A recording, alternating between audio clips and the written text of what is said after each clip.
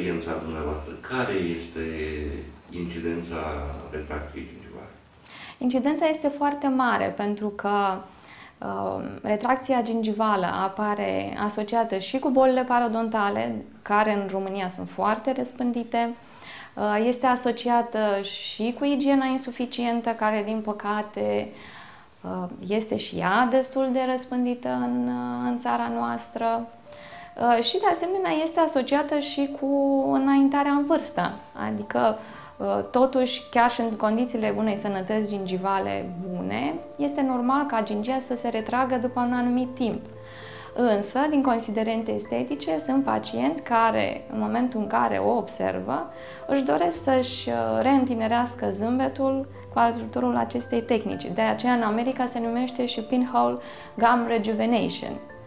Retracția gingivală este o afecțiune care se instalează gradat. Mulți pacienți nu sunt conștienți că o au din acest motiv. De aceea subliniez necesitatea controalelor la 6 luni la medicul stomatolog, nu numai pentru afecțiuni carioase, cât și pentru evaluarea stării de sănătate parodontale. Tehnica pe care am învățat-o în Statele Unite ale Americii, la doctorul John Chao, este o tehnică revoluționară, în sensul că se detașează de toate variantele de până acum prin caracterul de minimă invazivitate.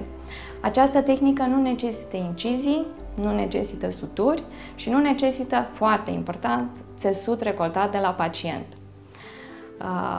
Intervenția se realizează doar prin niște mici orificii, prin care se introduc instrumentele create în mod special pentru această intervenție, iar gingia repoziționată este menținută în zona dorită prin intermediul unor mici fâșii de colagen care sunt create pentru intervențiile parodontale. Pare o tehnică chiar de ultimă oră, care, iată, a intrat și în România. Cât de greu este, ca să nu vorbesc de costuri, pentru un medic să deprindă această nouă tehnică? Cursurile nu se fac decât în Statele Unite ale Americii. Medicul a dorit să nu se abată de la protocolul inițial și să învețe el personal pe fiecare medic care va lucra protocolul corect. Și suportul de curs a fost extraordinar pentru că a fost prima oară când am putut lucra direct pe pacient, noi în timpul trainingului.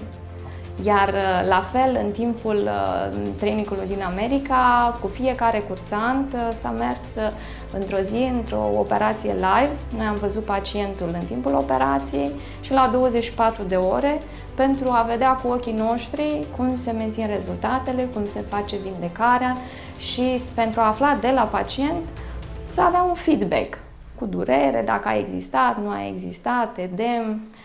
Foarte, foarte bine pus la punct cursul.